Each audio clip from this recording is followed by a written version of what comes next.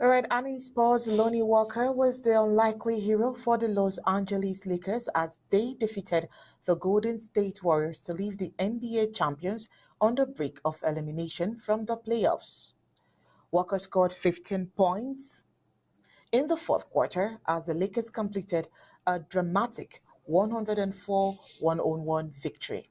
Well, this puts them 3-1 up in the best-of-7 series. The Miami Heat also moved 3-1 up in their series against the New York Knicks after a 109-101 win. Well, Gabby Ellison has more on sports. Latest world sports. Basketball. NBA playoffs. LA Lakers late charge put champions Golden State close to elimination. Lonnie Walker was the unlikely hero for the Los Angeles Lakers as they defeated the Golden State Warriors to leave the NBA champions on the brink of elimination from the playoffs. Walker scored 15 points in the fourth quarter as the Lakers completed a dramatic 104-101 victory. It puts them 3-1 up in the best-of-7 series. The Miami Heat also moved 3-1 up in their series against the New York Knicks after a 109-101 win. Jimmy Butler led the way with 27 points and 10 assists for Miami, who had 5 players in double digits, and the 8 seeds can clinch the series with a win on Thursday, 30 BST in New York. The Golden State with Stephen Curry to the fore yet again were 84-77 ahead going into the fourth quarter of their match in LA. But the introduction of 24-year-old Walker, who has struggled to establish himself since joining the Lakers on a 1-year contract last year after battling a series of injuries, changed the game. The Lakers went on to outscore their opponents 27-17, and Walker was mobbed by LeBron James and other Lakers teammates on the buzzer.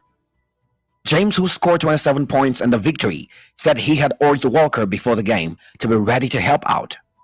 "I've been telling him, Lonnie, you stay ready. We're going to need you at some point," James said.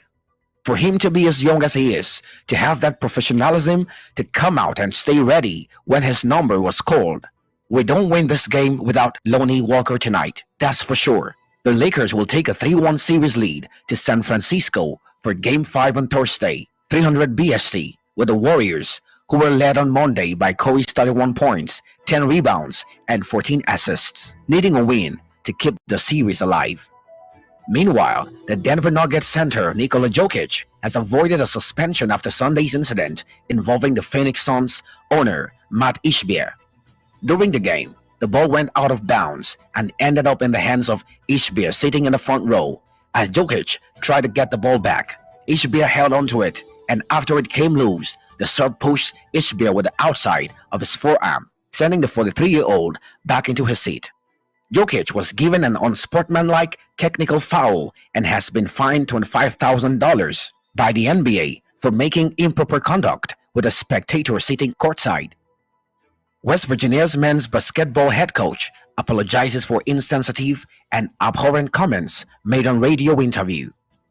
West Virginia's men's basketball head coach Bob Huggins apologized for insensitive and abhorrent comments he made while appearing on the 700 WLW's Bill Cunningham show on Monday. Earlier today, on a Cincinnati radio program, I was asked about the rivalry between my former employer, City of Cincinnati, and its crosstown rival, Xavier University. Huggins said in a statement released via the school. During the conversation, I used a completely insensitive and abhorrent phrase that there is simply no excuse for, and I won't try to make one here. I deeply apologize to the individuals I have offended, as well as to the Xavier community, the University of Cincinnati, and West Virginia University. As I have shared with my players over my 40 years coaching, there are consequences for our words and actions, and I will fully accept any come my way. I am ashamed and embarrassed and heartbroken for those I have hurt. I must do better, and I will, Huggins concluded.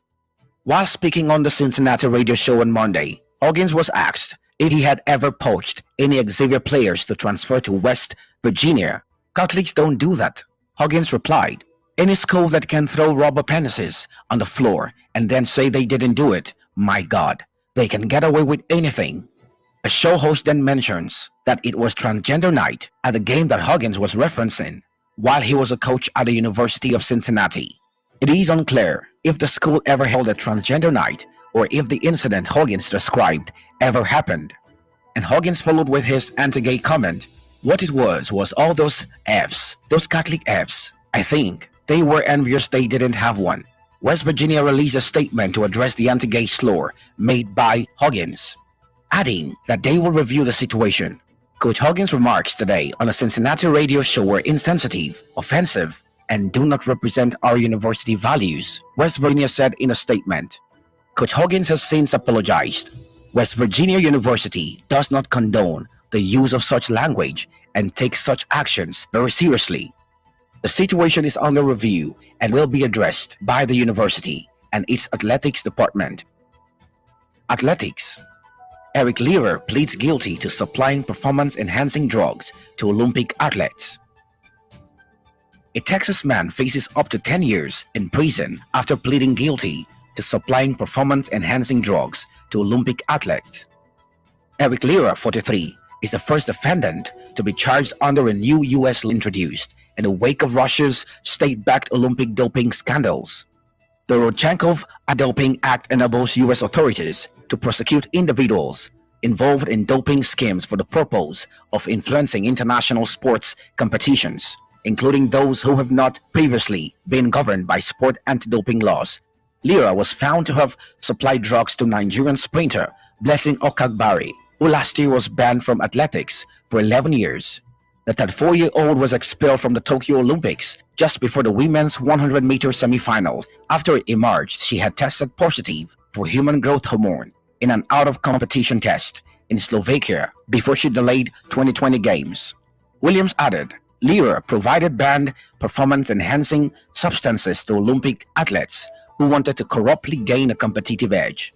Such craven efforts to undermine the integrity of sport subverts the purpose of the Olympic Games to showcase athletic excellence through a level playing field. Learer's efforts to pervert that goal will not go unpunished. The maximum sentence for violating the Rodchenkov Anti-Doping Act is 10 years in prison, although Learer's sentence will be determined by a judge at a later date. Without the slur, Learer, who held himself out as a doctor to athletes, likely would have escaped consequence for his distribution of dangerous performance-enhancing drugs and his conspiracy to defraud the 2020 Tokyo Olympic Games because he did not fall under any sport anti-doping rules, said Travis Tygart, Chief Executive of the United States Anti-Doping Agency. Reporting for Undaunted, ABC Amber News.